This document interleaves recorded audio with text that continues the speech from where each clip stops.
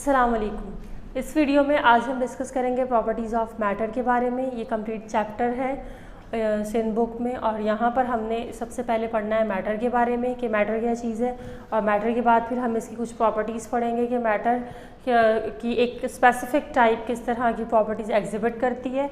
और उसके अलावा यहाँ पर हम डिस्कस करेंगे प्रेशर, और यानी कह लेंगे लिक्विड्स में किस तरह से प्रेशर अप्लाई किया जाता है और हम उसको किस तरह से यूज़ करते हैं। अब सबसे पहला सवाल यहाँ पर यह आता है, आपने अक्सर देखा होगा कि कुछ ऑब्जेक्ट्स इस तरह के ऑब्जेक्ट्स होते हैं, इस तरह के इलास्टिक ऑब्जेक्ट होते हैं जिनको हम स्ट्रेच करें तो वो वापस अपनी स्टेट में आ जाते हैं, या ऐसे ऑब्जेक्ट्स होते हैं जिनको हम बेंड करें तो उनकी बेंडिंग स्ट्रेट हो जाती है, बेंडिंग ख़त्म हो जाती है, यानी कि वो अपनी वापस ओरिजिनल पोजीशन को रीगेन कर लेते हैं। तो ऐसा किस वजह से होता है, उसके पीछे क्या मैकेनिज़्म है, आज हम वो डिस्कस करेंगे। तो सबसे पहले जो टॉपिक पर डिस्कस करने जा रही हूँ वो मैटर के बारे में ही है कि मैटर क्या चीज़ है। मैटर फिज़िक्स के टर्म में हम इसको एक अलग तरीके से डिफ़ाइन करते हैं। फिज़िक्स में कुछ ऐसी कॉमन टर्म्स हैं जो कॉमनली हम डिफरेंट वे में यूज़ करते हैं, लेकिन अगर फिज़िक्स में उसको स्पेसिफाई कर दिया जाए तो उन टर्म्स के मायने और उन टर्म्स की डेफिनेशन चेंज हो जाती है। तो यहाँ पर मैटर को डिफ़ाइन किया हुआ है सबसे पहले कि मैटर क्या चीज़ है। Matter is the substance that has mass and specific volume, और we can say that has mass and it has volume.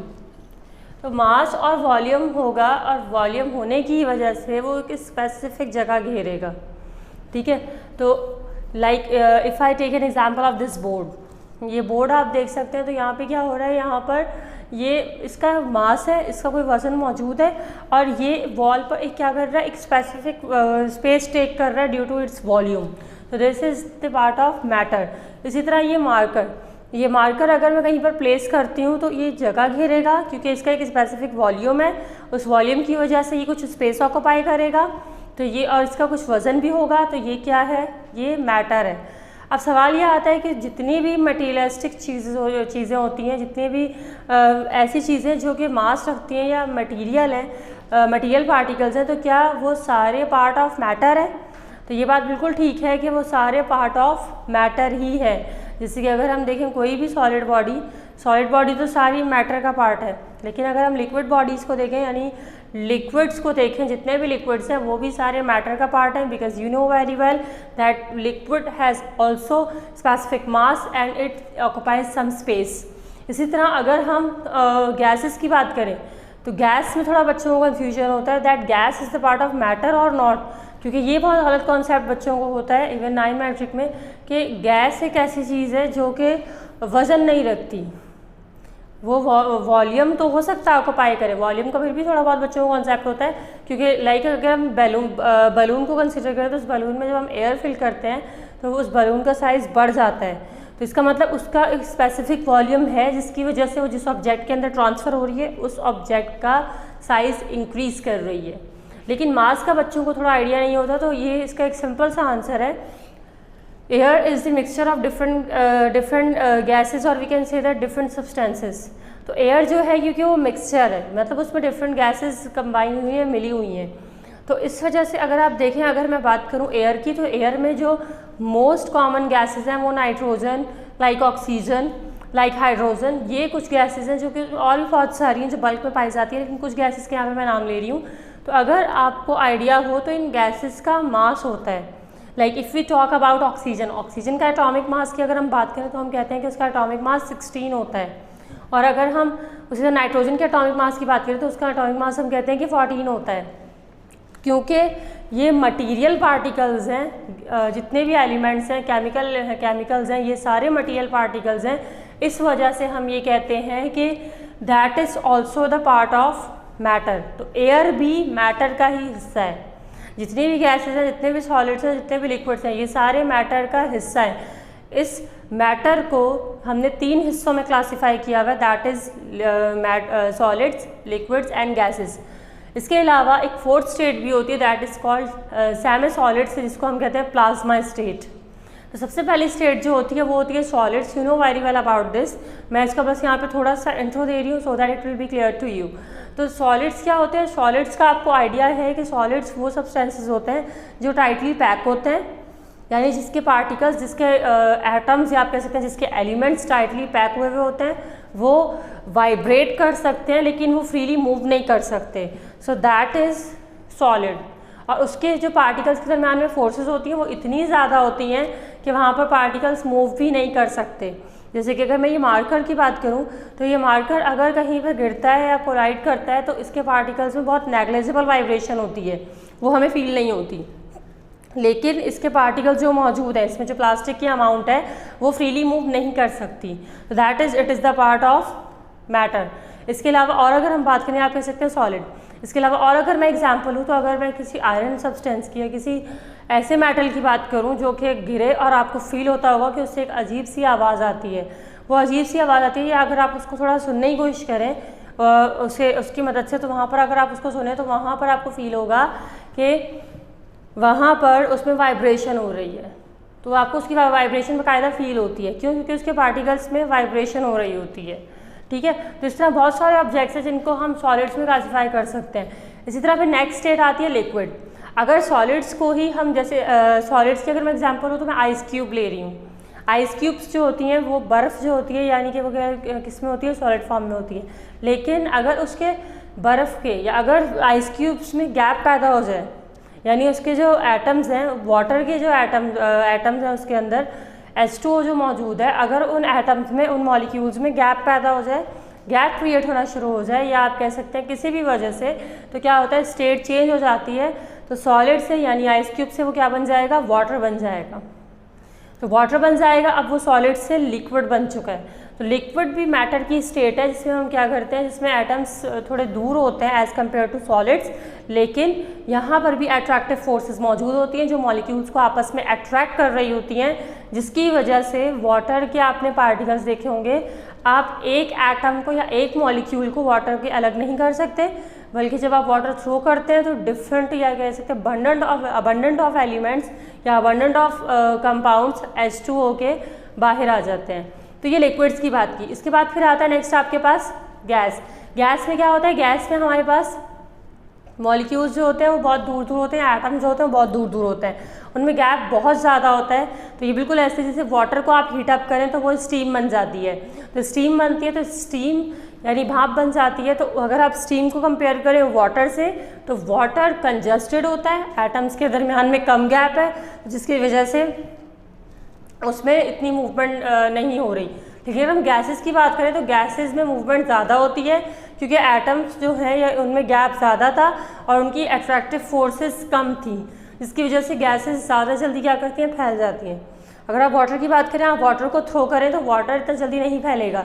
लेकिन अगर आप गैसेस की बात करें, जैसे आप परफ्यूम्स वगैरह यूज़ करते हैं, रूम स्प्रे यूज़ करते हैं, या आप कोई और डिफरेंट गैस का इस्तेमाल कर रहे हैं, तो वो बहुत जल्दी पूरे एरिया में फैल जाती है। तो ये मैंने 3 स्टेट्स की बात की बिल्कुल स्लाइटली, क्योंकि आगे हम एक टॉपिक पढ़ेंगे kinetic molecular theory of matter, तो उसके लिए 3 स्टेट्स आपको मालूम होना ज़रूरी है। ये बहुत मैंने ब्रीफ करके इसके बारे में डिस्कस किया है। अब इसके बाद मैटर के बाद जो नेक्स्ट चीज़ आपके पास आती है वो आती है इलास्टिसिटी। मैटर जो है ये एक तरह से फंडामेंट, अगर आप जैसे मैंने इसको डिफाइन किया है कि matter is defined as the substance which has mass and specific volume. तो ये जो डेफिनेशन है ये इसकी एक फंडामेंटल प्रॉपर्टी है, हम कह सकते हैं मैटर की एक फंडामेंटल प्रॉपर्टी को लेते हुए हम इसको डिफाइन कर रहे हैं। लेकिन इसके अलावा इसकी कुछ फिजिकल प्रॉपर्टीज़ भी हैं। तो कुछ मैटर या हम कह सकते हैं कुछ सब्सटेंसेस ऐसे होते हैं जो कि अगर आपने खुद नोट किया हो कि उनको जब हम फोर्स देते हैं तो वो एक्सपेंड होते हैं, और वो फोर्स जब हटा ली जाती है तो वो कॉन्ट्रैक्ट हो जाते हैं।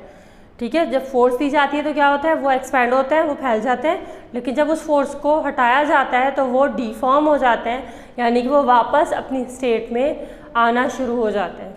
तो ये जो एक तरह से प्रॉपर्टी है ये कुछ सब्सटेंसेस की, या हम कह सकते हैं इलास्टिक मटेरियल्स की, इलास्टिक सब्सटेंसेस की प्रॉपर्टी है कि जब भी इलास्टिक सब्सटेंसेस को हम एक तरह से स्ट्रेच करेंगे, उनको एक external force, outer force apply करेंगे तो वो एक्सपेंड होते हैं, और उस आउटर फोर्स के रिमूव करते ही उन पर एक इंटरनल फोर्स क्रिएट होती है जो कि उसको वापस अपनी स्टेट में लेकर आती है। उस इंटरनल फोर्स को हम रिस्टोरिंग फोर्स भी कहते हैं।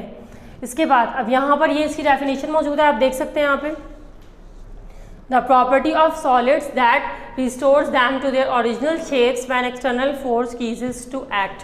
ये जो मैंने बोला है ये इसकी डेफिनेशन सिंपल करके यहाँ पर लिखी हुई है। ठीक है, प्रॉपर्टी ऑफ सॉलिड्स ये सिर्फ सॉलिड्स में होता है, ज़्यादातर 99% हम कहते हैं कि ये सॉलिड्स में होता है, क्योंकि जो इलास्टिसिटी की अगर हम बात करें तो जैसे मैंने मैटर की 3 स्टेट की बात की, इसके अलावा एक चौथी स्टेट भी होती है जिसको हम कहते हैं प्लाज्मा।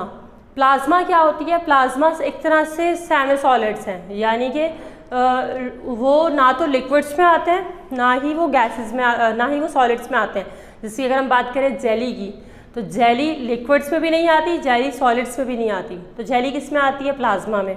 इसी तरह ज़्यादातर अमूमन हम फिजिक्स की टर्म्स में देखें तो यहाँ पर हम हाईली आयनाइज्ड एटम्स को लेते हैं। वो एटम्स जो ज़्यादातर रेस की एमिशन करते हैं, इलेक्ट्रोमैग्नेटिक वेव्स की एमिशन करते हैं, उनके लिए हम ये वर्ड यूज़ करते हैं कि that are the part of plasma state. तो ये एक 4th स्टेट ऑफ मैटर है।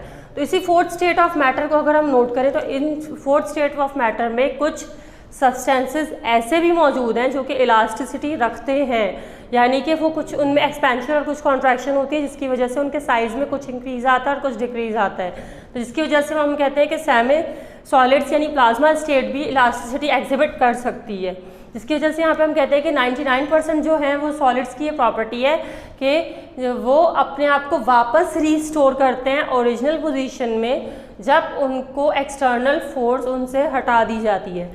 Like rubber band, rubber band अगर आपने देखा हो तो रबर बैंड को जब हम स्ट्रेच करते हैं तो क्या होता है कि आपने एक्सटर्नल फोर्स अप्लाई की, उसके बाद जब हम उसको छोड़ देते हैं यानी हमने अपनी स्ट्रेचिंग फोर्स हटा दी, तो जब स्ट्रेचिंग फोर्स हमने हटाई तो वो ऑब्जेक्ट वापस अपनी स्टेट में आने की कोशिश करेगा। तो या वो जो रबर बैंड है वो वापस अपनी स्टेट में आएगा। इट मीन्स दैट कि यहाँ पर जैसे ही एक्सटर्नल फोर्स हटाई गई, कीजेस टू एक्ट यानी कि उसको हटा दिया गया या आहिस्ता आहिस्ता हटाया गया, तो ऑब्जेक्ट अपनी पोजीशन में वापस आना शुरू हो गया और एक वक्त आएगा कि वो अपनी ओरिजिनल स्टेट में आ जाएगा। तो ये जो प्रॉपर्टी है ये इलास्टिसिटी कहला रही है। जैसे रबर की बात की, इसी तरह आप स्प्रिंग की बात कर सकते हैं। स्प्रिंग को हमने एक्सपैंड किया और फिर उसको छोड़ दिया तो वो वापस अपनी स्टेट में आने की कोशिश करेगा। इसी तरह बहुत सारे सब्सटेंसेस हैं जो कि आपके पास इलास्टिसिटी एग्जिबिट करते हैं। अब नेक्स्ट क्या है, ये जो चेंज आ रहा है, ये जो चेंज आया है शेप में या साइज़ में किसी भी सब्सटेंस के, कि आपने उसको एक्सपेंड किया, आपने उसको स्ट्रेच किया तो वो बेंड हो गया और उसके बाद वो वापस अपनी स्टेट में आएगा। तो उस स्टेट में आने से पहले उसमें जो उसकी शेप में और उसके साइज़ में जो चेंज आया है that is called deformation. Deformation क्या है? Deformation is the change in the shape और in the size of the object. Rubber band था, रबर बैंड को एक्सपेंड किया, तो ये जो एक्सपेंड किया, एक्सपेंड करके उसका साइज इंक्रीज हुआ, शेप अलग हो गई, पहले शेप कुछ और थी, अब शेप हो सकता है कुछ और हो गई हो, तो वो क्या है? डिफॉर्मेशन कहलाता है। रबर बैंड के लिए तो आप इतना शेप का चेंज नहीं नोट करते, लेकिन मिसाल के तौर पे कोई रॉड वगैरह हो, आपने अक्सर देखा हो कोई ऐसे सब्सटेंसेस होते हैं, ऐसे मेटल्स होते हैं कि उनको हम बेंड करवाएं तो वो क्या होता है, उनकी शेप चेंज हो जाती है, उसके बाद जब हम उनको स्ट्रेट करना चाहें तो वो स्ट्रेट भी हो जाते हैं। तो ये जो आपके पास है ये भी एक तरह से इलास्टिसिटी की एग्जिबिशन हो रही है। अब इसके बाद डिफॉर्मेशन के बाद अब हम बात करते हैं स्ट्रेस और स्ट्रेन की। स्ट्रेस और स्ट्रेन क्या है? स्ट्रेस और स्ट्रेन जब इलास्टिसिटी प्रोड्यूस होती है तो उस वक्त दो चीज़ें एक्ट कर रही होती हैं, एक होता है स्ट्रेस और एक होता है स्ट्रेन। स्ट्रेस क्या है? Stress is the internal force. जब ऑब्जेक्ट में डिफॉर्मेशन होती है तो उस डिफॉर्मेशन के बाद ऑब्जेक्ट वापस अपनी पोजीशन में आने की कोशिश करेगा due to the restoring force. तो ये जो रिस्टोरिंग फोर्स अराइज हो रही है, या हम कह रहे हैं कि ऑब्जेक्ट के इंटरनली उसके अंदर से फोर्स अराइज हो रही है जो उसको वापस अपनी स्टेट में लाने की कोशिश करेगी और एक्ट करेगी पर यूनिट एरिया। एक्ट करेगी पर यूनिट एरिया यानी कि जो भी ऑब्जेक्ट होगा उसके यूनिट एरिया से अराइज होगी और उसके बाद वो उसको वापस अपनी स्टेट में लाने की कोशिश करेगी। तो दिस इज कॉल्ड स्ट्रेस।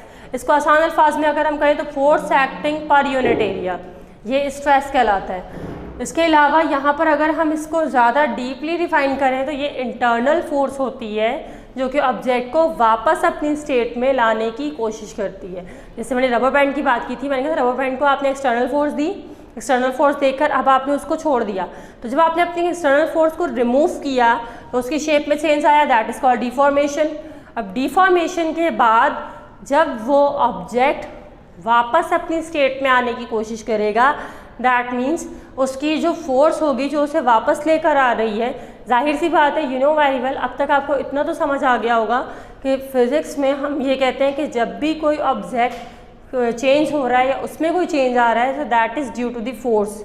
अब हो सकता है वो फोर्स इंटरनल हो या वो फोर्स एक्सटर्नल हो। तो यहाँ पर इंटरनल फोर्स अराइज होती है इलास्टिक बॉडीज़ में, जो उसको क्या करेगी, अपने पोजीशन में वापस लाने की कोशिश करेगी। तो दैट इज़ कॉल्ड स्ट्रेस, ये कहलाता है स्ट्रेस। अब इस स्ट्रेस का सिंबल भी है, फॉर्मूला भी है और यूनिट भी है, because that is physical quantity that can be measurable. अब इसके बाद आप सिंबल देख सकते हैं, सिंबल इसका सिग्मा है, ये ग्रीक लेटर है जिसको हम सिग्मा प्रोनाउंस करते हैं, ये सिग्मा है। इसके बाद अगर यहाँ पे आप देखें तो यहाँ पे फॉर्मूला इसका क्या होता है, sigma is equals to F upon A. F is the force और we can say that is internal force, और ए क्या है, एरिया। तो फोर्स अप्लाई हो रही है, इंटरनल फोर्स अप्लाई हो रही है यूनिट एरिया पर, दैट इज कॉल्ड स्ट्रेस। तो हमने डेफिनेशन की मदद से ही फॉर्मूला बना लिया। इसके बाद अब इसका यूनिट, फोर्स का unit you know very well that is Newton, और एरिया का यूनिट, एरिया का ऐसा ही यूनिट मीटर स्क्वायर होता है, क्योंकि एरिया इक्वल होता है लेंथ इनटू ब्रेथ के। तो लेंथ का ऐसा यूनिट मीटर और ब्रेथ का भी मीटर। मीटर और मीटर को अगर हम यहाँ पर इनकी पावर्स को ऐड करें तो it will be equals to meter square. तो meter square is the SI unit of area. अब इसका यूनिट, स्ट्रेस का यूनिट क्या आएगा, newton per metre square. This is the SI unit of stress. अब स्ट्रेस की बात करने के बाद अब हम डिस्कस करते हैं स्ट्रेन को। जब हमने बॉडी पर एक्सटर्नल फोर्स दी थी तो उसने वापस आने की कोशिश की। जब हमने वो एक्सटर्नल फोर्स हटा दी, उसके बाद वो जो वापस आने की कोशिश कर रहा है जिस फोर्स की वजह से, उसको हमने कहा था स्ट्रेस। अब स्ट्रेन क्या है, स्ट्रेन यही चीज़ है कि जो डिफॉर्मेशन प्रोड्यूस हुई है, यानी कि हमने फोर्स अप्लाई की, एक्सटर्नल फोर्स अप्लाई की, उस एक्सटर्नल फोर्स अप्लाई करने की वजह से ऑब्जेक्ट की शेप में या उसकी लेंथ में या उसके वॉल्यूम में जो चेंज आया है, जो डिफॉर्मेशन प्रोड्यूस हुई है, उस डिफॉर्मेशन को हम कहते हैं स्ट्रेन। हम मेजर करते हैं कि अगर कोई ऑब्जेक्ट डिस्प्लेस हुआ है या आप कह सकते हैं डिफॉर्म हुआ है, तो उसकी डिफॉर्मेशन किस रेशो में हुई है। उसकी रेशो फाइंड करने के लिए यहाँ पर हम क्या करते हैं, यहाँ पर हम चाहे वो शेप का चेंज है, चाहे वो लेंथ का चेंज है, चाहे वो वॉल्यूम का चेंज है, जिस चीज़ का भी चेंज है उस चेंज को हम ओरिजिनल लेंथ या ओरिजिनल वॉल्यूम से डिवाइड कर देते हैं। तो यहाँ पर हमारे पास आ जाता है strain. Strain is the relative deformation. Relative deformation यानी कि हम जब बॉडी ने डिफॉर्म किया तो कितनी रेट्स में वो डिफॉर्म कर रहा है और कितनी फोर्स की वजह से डिफॉर्म कर रहा है, तो उसकी जो डिफॉर्मेशन हो रही है that is divided with the original position, और उसके बाद हम लेकर आते हैं स्ट्रेन। अब यहाँ पे आप देख सकते हैं इसका सिंबल ये भी फिजिकल क्वांटिटी है, it can also be measurable. अब यहाँ पर ये जो इसका सिंबल है, इसका सिंबल होता है एप्साइलन। एप्साइलन ये भी ग्रीक लेटर है, you know very well, most of the letters in physics are Greek. Epsilon, इसको हम एप्साइलन पढ़ते हैं, दैट इज नॉट ई, ये ई नहीं है। बच्चे यहाँ पे गलती करते हैं कि वो इसको ई बनाते हैं ऐसे, this is not E, this is like this, ये कुछ इस तरह करके सिंबल होता है। इसके बाद अब ये हो गया इसका सिंबल। अब इसका फॉर्मूला यहाँ पर जो है वो हम लेंथ के हिसाब से ले रहे हैं। लेंथ के हिसाब से मतलब कि हम यहाँ पर लॉन्गिट्यूडनल स्ट्रेन की बात कर रहे हैं। स्ट्रेन डिफरेंट टाइप्स का होता है, लेकिन जो आपके सिलेबस के अकॉर्डिंग है, 9 मैट्रिक के सिलेबस के अकॉर्डिंग है, हम उसको डिस्कस करेंगे। तो वहाँ पर जो स्ट्रेन मौजूद है वो लॉन्गिट्यूडनल स्ट्रेन है। Longitudinal strain is ratio between delta L that is change in length and original length. इन दोनों का रेशो क्या कहलाएगा, इट इज़ कॉल्ड स्ट्रेन। ये स्ट्रेन कहलाएगा कौन सा, लॉन्गिट्यूडनल स्ट्रेन। अगर हम सिर्फ स्ट्रेन को डिफाइन करें दैट इज द डिफॉर्मेशन इधर इन शेप, इधर इन साइज, इधर इन वॉल्यूम। लेकिन अगर हम लेंथ के हिसाब से इसको डिफाइन कर रहे हैं तो लेंथ के हिसाब से वो कहलाता है longitudinal strain. It means that this formula is for longitudinal strain. ये फॉर्मूला लॉन्गिट्यूडनल स्ट्रेन का है। लॉन्गिट्यूडनल स्ट्रेन का formula delta L upon L आ गया। Delta L means change in length and L means original length. इसके बाद unit, अब अगर हम इसका यूनिट देखें तो delta L, L means length, length का ऐसा यूनिट होता है मीटर, और ये भी लेंथ है तो इसका भी होगा मीटर। तो मीटर से मीटर कैंसिल हो गया, तो यहाँ पर कोई भी यूनिट नहीं बचा। That means strain has no unit, इसका कोई यूनिट मौजूद नहीं है। अब इसके बाद स्ट्रेस और स्ट्रेन की बात करने के बाद अब हम बात करेंगे हुक्स लॉ की। इन दोनों में स्ट्रेस और स्ट्रेन, ये तो हमें मालूम हो गया कि ये दोनों इलास्टिसिटी को सपोर्ट कर रहे हैं, तो इलास्टिसिटी को सपोर्ट कर रहे हैं तो इन दोनों में भी कोई रिलेशन होगा। तो इन दोनों का रिलेशन मालूम करने के लिए यहाँ पर हम इसको स्टडी करेंगे हुक्स लॉ। हुक्स लॉ किसने दिया था? रॉबर्ट हुक ने दिया था। रॉबर्ट हुक कहते हैं, इनकी स्टेटमेंट ये थी इस लॉ की कि फॉर एनी इलास्टिक बॉडी, कोई भी इलास्टिक बॉडी हो तो उसके लिए stress is proportional to strain, यानी जितना ज़्यादा बॉडी में स्ट्रेन प्रोड्यूस होगा उतना ज़्यादा उसको वापस आने के लिए स्ट्रेस अप्लाई करना पड़ेगा। Like rubber band, rubber band को हमने क्या किया, उसे हमने स्ट्रेच किया तो क्या हुआ, उसमें स्ट्रेन प्रोड्यूस हुआ, लेंथ में चेंज आया, तो उसके बाद जब हम उसको यानी उससे एक्सटर्नल फोर्स हटा देंगे, रबर बैंड को फ्रीली छोड़ देंगे, तो वहाँ पर वो क्या करेगा, उस स्ट्रेन को ओवरकम करने के लिए स्ट्रेस अप्लाई करेगा। तो स्ट्रेस कितना ज़्यादा होगा, जितना ज़्यादा स्ट्रेन प्रोड्यूस होगा। लेंथ में, वॉल्यूम में, शेप में जितना ज़्यादा चेंज आएगा उतना ज़्यादा स्ट्रेस अप्लाई होगा उसको वापस लाने के लिए, उसकी शेप को रीगेन करने के लिए। जितना कम स्ट्रेन प्रोड्यूस होगा उतना ही कम स्ट्रेस अप्लाई होगा ऑब्जेक्ट को वापस लाने के लिए। जैसे कि मिसाल के तौर पर रबर बैंड है, रबर बैंड को हमने बहुत स्लाइट डिस्टर्ब किया, जल्दी से आ जाएगा अपनी पोजीशन में क्योंकि उस पर स्ट्रेस कम अप्लाई होगा।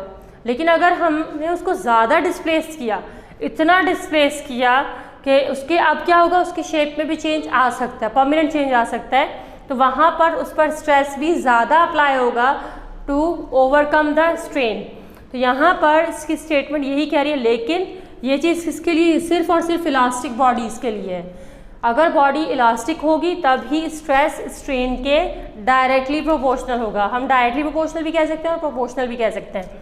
अब यहाँ पर आप देख सकते हैं इसका relation, stress is proportional to strain, यानी जितना ज़्यादा स्ट्रेन होगा उतना स्ट्रेस होगा, जितना कम स्ट्रेन होगा उतना कम स्ट्रेस होगा। अब यहाँ पर प्रोपोर्शनल है तो इज इक्वल्स टू और कांस्टेंट आएगा, और ये स्ट्रेन यहाँ पर मल्टीप्लाई में तो नीचे जाकर डिवाइड में चला जाएगा, यानी इसके साथ कुछ भी नहीं है तो 1 है, तो मैंने कहा 1 से मल्टीप्लाई में, तो ये नीचे जाके स्ट्रेन से डिवाइड, स्ट्रेस से डिवाइड हो गया, और प्रोपोर्शनल की जगह इज इक्वल्स टू और कांस्टेंट आ गया। ये हमारे पास एक तरह से रिलेशन आया हुक्स लॉ की मदद से कि स्ट्रेस अपॉन स्ट्रेन एक कांस्टेंट वैल्यू के बराबर है।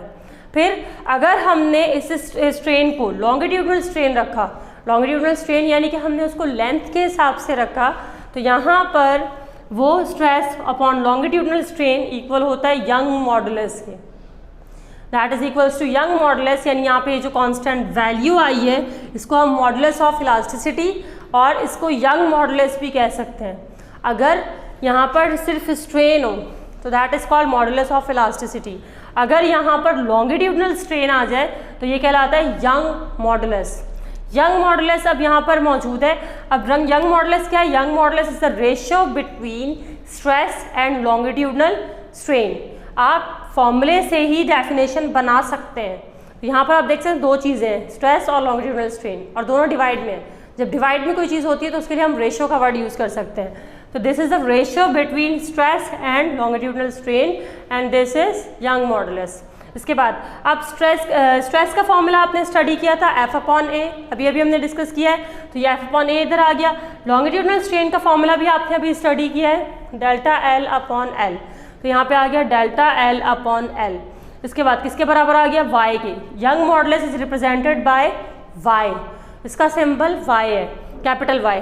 इसके बाद अब ये यहाँ पर डिवाइड में, डेल्टा एल अपॉन एल यहाँ पर डिवाइड में, तो ऊपर जाकर ये चला जाएगा मल्टीप्लाई में, यानी एल ऊपर चला गया, डेल्टा एल नीचे आ गया, मतलब आप कह सकते हैं रेसिप्रोकल हो गया। ठीक है, तो यहाँ पर ये डिवाइड से ऊपर मल्टीप्लाई में चला गया, F upon A as it is आ गया, ये एल अपॉन डेल्टा एल हो गया। अब इनको हमने मल्टीप्लाई किया तो F एल से मल्टीप्लाई हुआ, एफ एल आ गया, ए डेल्टा एल से मल्टीप्लाई हुआ तो ए डेल्टा एल आ गया। तो y is equals to F L upon A delta L. This is the formula for Young modulus. ये यंग मॉडुलस का फॉर्मूला है. अब इसकी मदद से अगर हम इसका यूनिट निकालें, यंग मॉडुलस का क्या यूनिट होगा, तो आप देख सकते हैं फोर्स का यूनिट होता है न्यूटन. फोर्स का यूनिट न्यूटन होगा, लेंथ का यूनिट मीटर होगा, इसके बाद ए का यूनिट, एरिया का यूनिट होता है मीटर स्क्वायर, और डेल्टा एल का यूनिट होता है मीटर. ये सारे यूनिट्स मैंने यहाँ पे सब्स्टिट्यूट कर दिए. फोर्स का यूनिट, लेंथ का यूनिट, ए का यूनिट, डेल्टा एल का यूनिट, सारे यूनिट सब्स्टिट्यूट करके अब यहाँ पर आप देख सकते हैं metre is cancel by metre. So this is equals to newton per metre square. Newton per metre square is the SI unit for Young modulus. यानी यंग मॉडुलस को भी हम न्यूटन पर मीटर स्क्वायर में major करते हैं. यही unit stress का भी है, क्योंकि स्ट्रेन अगर आप इसको लॉजिकली भी देखें तो स्ट्रेन का तो कोई यूनिट था ही नहीं. तो जब यूनिट है ही नहीं तो ये तो रेशियो था, यंग मॉडुलस रेशियो था स्ट्रेस और लॉन्गिट्यूडनल स्ट्रेन का. जब इसका कोई यूनिट है ही नहीं तो ऑब्वियसली जो यंग मॉडुलस का यूनिट आएगा वो स्ट्रेस का यूनिट होगा. इस वजह से यहाँ पर न्यूटन पर मीटर स्क्वायर आ गया. अब इस लॉ की एक लिमिटेशन है. ये लॉ एक तो बात ये है कि कब तक अप्लाई होगा, जब इलास्टिक बॉडी होगी. अगर बॉडी इलास्टिक नहीं है तो Hooke's law can not be applied.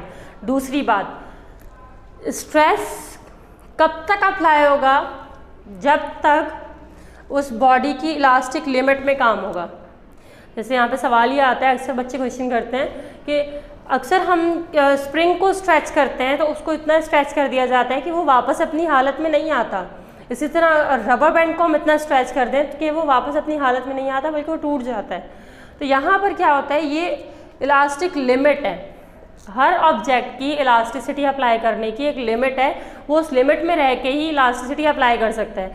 अगर उसकी लिमिट से बाहर काम हो जाता है, यानी कि वो उसकी लिमिटेशन से बाहर चला गया, उसकी एक हदूद थी, उस हदूद से बाहर चला गया, तो अब वो इलास्टिसिटी एग्जिबिट नहीं करेगा बल्कि वो डिफॉर्म हो चुका है, वो चेंज, परमानेंट चेंज आ चुका है. जैसे आपने रबर बैंड को एक्सपेंड किया तो अब अगर वो टूट गया या वो वापस अपनी स्टेट में नहीं आ रहा. इसी तरह अगर आप स्प्रिंग की बात करें, स्प्रिंग को आपने स्ट्रेच किया, स्ट्रेच करने के बाद अब वो वापस अपनी हालत में नहीं आ रहा. क्यों? क्योंकि उसकी इलास्टिक लिमिट से बाहर काम हो गया है. इसकी एग्जांपल बिल्कुल ऐसे है जैसे आपने मैग्नेट्स देखे होंगे. मैग्नेट्स की एक फील्ड होती है, उस फील्ड में मैग्नेट अगर रखा हुआ है तब तक वो अपना अट्रैक्शन शो करेगा, जो भी ऑब्जेक्ट उसके पास आएगा. लेकिन अगर उस फील्ड से दूर कर दिया जाए, एक एरिया, स्पेसिफिक एरिया, वहाँ तक उसकी अट्रैक्शन फील होगी. अगर उस एरिया से बाहर आ जाए तो अब उसका अट्रैक्शन या रिपल्जन शो नहीं होगा. बिल्कुल इसी तरह इलास्टिक मटेरियल्स की भी एक इलास्टिक लिमिट है. उस लिमिट तक अगर उनको एक्सपेंड किया जाए, उस गैप तक इसका एक्सपेंड किया जाए तो वो वापस अपनी हालत में आते हैं. उन पर स्ट्रेस अप्लाई होता है, मैक्सिमम स्ट्रेस अप्लाई होता है एक हद तक. लेकिन अगर आपने उसकी लिमिट से बाहर उसको दे दिया, उसकी लिमिट से बाहर उसको एक्सटर्नल फोर्स अप्लाई कर दी, तो अब वो वापस अपनी स्टेट में नहीं आएगा बल्कि वो डिफॉर्म हो जाएगा. जैसे कि आप देख सकते हैं स्प्रिंग को जब आप स्ट्रेच करते हैं तो अगर वो वापस अपनी हालत में नहीं आ रहा, इसका मतलब उसमें इलास्टिसिटी प्रोड्यूस नहीं हुई. क्यों? क्योंकि उसकी इलास्टिक लिमिट से बाहर हो गया है. तो elastic limit is defined as the maximum value of stress within which the body exhibits the property of elasticity. Elastic limit वो एक तरह से लिमिट है जिसमें क्या होगा, maximum value of stress apply होगी ताकि बॉडी अपनी हालत में आ सके. जब एक मैक्सिमम वैल्यू से ऊपर काम हो जाएगा, अब वो स्ट्रेस अप्लाई करने से वापस अपनी हालत में नहीं आएगी. That means the work is done beyond the elastic limit. तो यहाँ तक हमने Hooke's law, elasticity, stress, strain की बात कर ली. अब हम आगे डिस्कस करते हैं Hooke's law applied to helical